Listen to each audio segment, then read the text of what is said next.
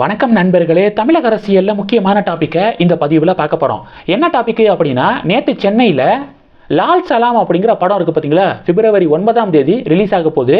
அந்த படத்தில் சிறப்பு தோற்றத்தில் சூப்பர் ஸ்டார் ரஜினிகாந்த் அவர்கள் நடிச்சிருக்காரு.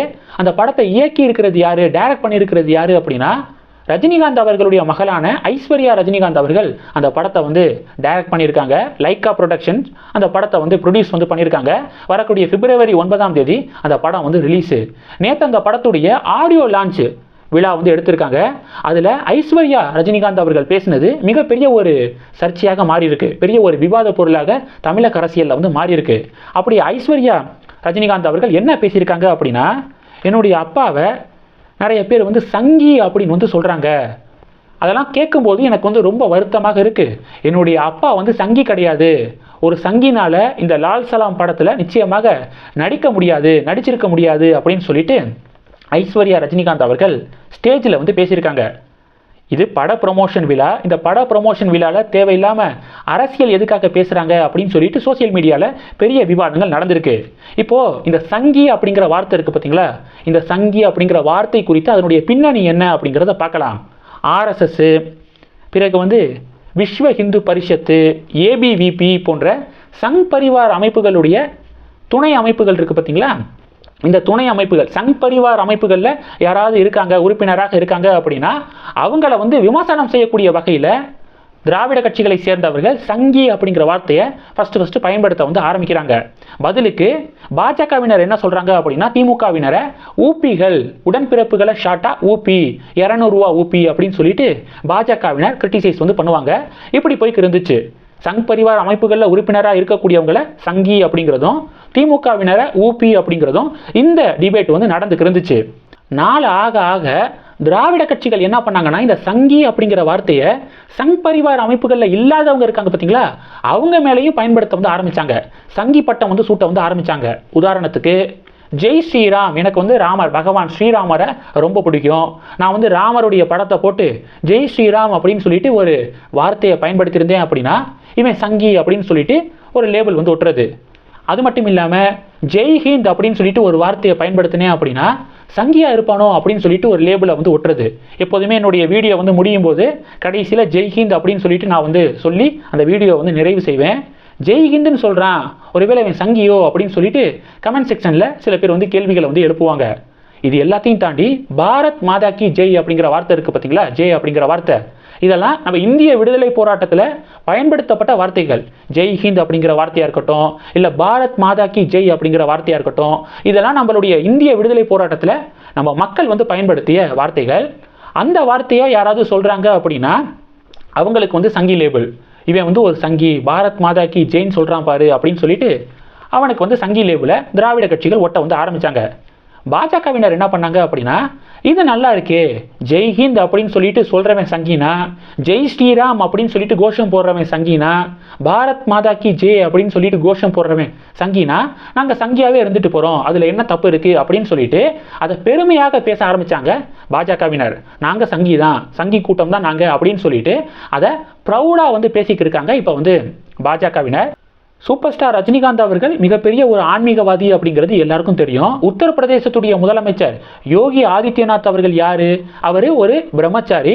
அது மட்டும் இல்லாமல் அவர் ஒரு கோவிலுடைய தலைமை பூசாரி. யோகி ஆதித்யநாத் அவர்களை பார்த்த உடனேயே ரஜினிகாந்த் அவர்கள் அவருடைய காலில் விழுந்தாரு. இந்த வீடியோ சோசியல் மீடியாவில் வைரலாக ஷேர் ஆனிச்சா. திமுகவுடைய கூட்டணி கட்சிகள் அப்போ ரஜினிகாந்த் அவர்களை கிரிட்டிசைஸ் பண்ணாங்க. சங்கி, ரஜினிகாந்த் என்ற சங்கி அப்படின்னு சொல்லிட்டு கிரிட்டிசைஸ் பண்ணாங்க. ஆன்மீக பார்வையில் ரஜினிகாந்த் அவர்கள் யோகி ஆதித்யநாத் அவர்களுடைய காலில் விழுந்திருக்காரு. இதற்கு ஒரு சங்கி லேபிள், சூப்பர் ஸ்டார் ஒரு சங்கி அப்படின்னு சொல்லிட்டு சங்கி லேபிளை ஒட்டினாங்க. இது மாதிரி பொதுமக்கள் நார்மலாக செய்யக்கூடிய விஷயங்கள், ஜெய் ஸ்ரீராம் அப்படிங்கிற கோஷம், இதை சங்கி அப்படின்னு சொல்லிட்டு லேபிளை திராவிட கட்சிகள் ஒட்ட பாஜகவினர் நல்லா தான் இருக்குது, இதில் என்ன தப்பு இருக்குது அப்படின்னு சொல்லிட்டு பெருமையாக சொல்ல ஆரம்பித்தாங்க. நாங்கள் ப்ரௌடு சங்கி தான். சில பேர்லாம் யூடியூப் சேனல் சங்கி கூட்டம் அப்படின்னு சொல்லிட்டு யூடியூப் சேனல்லாம் ஸ்டார்ட் பண்ணியிருக்காங்க. சங்கி கூட்டம் அப்படின்னு சொல்லிட்டு சில பாடல்கள்லாம் இசையமைத்து வீடியோக்களில் ஷேர் பண்ணுறாங்க பாஜகவினர். ஸோ அந்த அளவுக்கு இப்போ இந்த சங்கி அப்படிங்கிற வார்த்தை மாறி இருக்கு. நம்ம கலாய்க்கிறதுக்காக விமர்சனம் பண்ணுறதுக்காக சங்கி அப்படிங்கிற வார்த்தையை வந்து சொல்லி கூப்பிட்டா அதை இப்போ ப்ரௌடாக வந்து பேச ஆரம்பிச்சிட்டாங்களே பாஜகவினர் அப்படின்னு சொல்லிட்டு திமுகவினருக்கும் அது ஒரு பெரிய ஷாக்காக வந்து அமைஞ்சிருக்கு.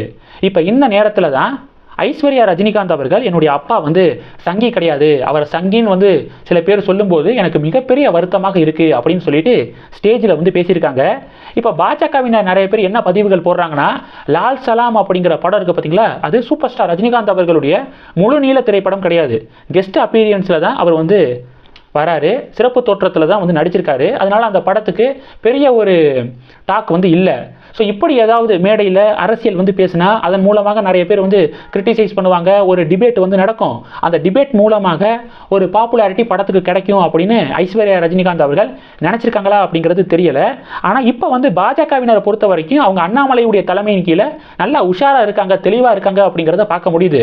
முன்னாடி என்ன பண்ணுவாங்க அப்படின்னா, ஒரு படத்துடைய ட்ரெய்லர் வந்துச்சு இல்லை டீசர் வந்துச்சுன்னா அந்த டீசரில் பாஜகவினருக்கு எதிரான சில வாசகங்கள், அவங்களுடைய கொள்கைக்கு எதிராக சில விஷயங்கள் இருக்குது அப்படின்னா உடனே போராட்டம் நடத்த வந்து ஆரம்பிப்பாங்க, கடுமையான கண்டனத்தை பதிவு செய்வாங்க. இதன் மூலமாக அந்த படத்துக்கு ஃப்ரீ ப்ரமோஷன் மாதிரி வந்து கிடைக்கும். அதன் மூலமாக அந்த படத்தில் என்ன இருக்குது அப்படின்னு சொல்லிட்டு நிறைய பேர் பார்க்க ஆசைப்பட்டு அந்த படத்தை போய் பார்ப்பாங்க. அந்த படம் வந்து வெற்றி அடையும். அண்ணாமலை மாநில தலைவராக வந்த உடனேயே அவர் பண்ண மிக முக்கியமான விஷயம் என்ன அப்படின்னா, கரெக்டாக தேதியோட சொல்லணும்னா 27ஆம் தேதி 11ஆம் மாதம் 2021 7ஆம் மாதமோ 8ஆம் மாதமும் அண்ணாமலை பாஜகவுடைய மாநில தலைவராக வராரு. தலைவராகி ஒரு 2-3 மாதத்தில் இந்த அறிக்கையை வந்து வெளியிடுறாரு.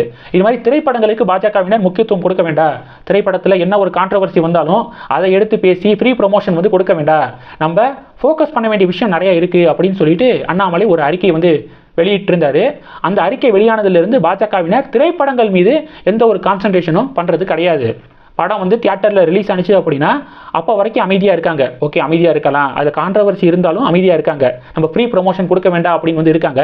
படம் தியேட்டரில் இருந்து தூக்கப்பட்டு ஓடிடிக்கு வருது பார்த்தீங்களா, அந்த ஓடிடி ஃப்ளாப் ஆகி படம் வந்து ஓடிடிக்கு வந்துச்சு அப்படின்னா ஓடிடிக்கு வந்த பிறகு அந்த படத்தில் இருக்கக்கூடிய தவறுகள் என்னென்ன, எதுக்காக இப்படியெல்லாம் வந்து பேசியிருக்கீங்க அப்படின்னு சொல்லிட்டு பாஜகவினர் ஓடிடியில் வந்த பிறகு அது குறித்து விமர்சனம் பண்ண வந்து ஆரம்பிக்கிறாங்க. அந்த விமர்சனம் மிகப்பெரிய ஒரு அதிர்வலையை ஏற்படுத்தி ஓடிடி தளத்திலிருந்து தூக்கக்கூடிய நிலைமை இப்போ வந்து உருவாயிருச்சு. சமீபத்தில் அன்னபூரணி அப்படிங்கிற படம் வந்து ரிலீஸ் ஆனிச்சு பார்த்தீங்களா, அந்த படத்துக்கும் அதே நிலைமை தான். ஓடிடியில் வந்து தியேட்டரில் வரும்போது பாஜகவினர் அமைதியாக இருந்தாங்க, ஃப்ரீ ப்ரொமோஷன் கொடுக்க வேண்டாம், அந்த படத்தை வந்து சக்ஸஸ் ஆக்கக்கூடாது அப்படிங்கிறதுல தெளிவாக இருந்தாங்க. படம் வந்து ஃப்ளாப் ஆகி ஓடிடிக்கு போகும்போது அங்கே வந்து கடுமையாக விமர்சனத்தை முன் வச்சு இப்போ நெட்ஃப்ளிக்ஸ் தளத்திலிருந்து அன்னபூரணி படத்தை தூக்கிட்டாங்க. இது எல்லாருக்கும் தெரியும். ஸோ இப்போ வந்து பாஜகவினர் இந்த திரைப்பட விவகாரங்கள் எல்லாம் தெளிவாக இருக்காங்க. நடிகர்கள், இயக்குநர்கள் பேசக்கூடிய விஷயங்களுக்கெல்லாம் பெரிய அளவில் முக்கியத்துவம் கொடுத்து ஃப்ரீ ப்ரமோஷன் கொடுக்கறதில்ல அப்படிங்கிறத சொல்லிட்டு இந்த வீடியோ முடிக்கிறேன். இந்த டாபிக் குறித்து உங்களுடைய பார்வைகளை மறக்காமல் கமெண்ட் பண்ணுங்கள். இந்த வீடியோ பிடிச்சிருந்துச்சுன்னா லைக் பண்ணுங்கள், ஷேர் பண்ணுங்கள், மறக்காமல் நம்ம சேனலை சப்ஸ்கிரைப் பண்ணுங்கள். மேலும் நம்ம சேனலுக்கு சப்போர்ட் பண்ணணும் அப்படின்னு ஆசைப்பட்டீங்கன்னா நான் பேசக்கூடிய வீடியோக்கு கீழே நன்றி அப்படிங்கிற ஆப்ஷன் இருக்குது, அதை கிளிக் பண்ணி உங்களால் முடிந்த தொகையை சேனல் வளர்ச்சிக்காக கொடுத்து உதவி செய்யலாம். இல்லை ஜாயின் பட்டனை கிளிக் பண்ணி நம்ம சேனலுக்கு மெம்பராக வந்து ஆகலாம். நன்றி. ஜெய் ஹிந்த்.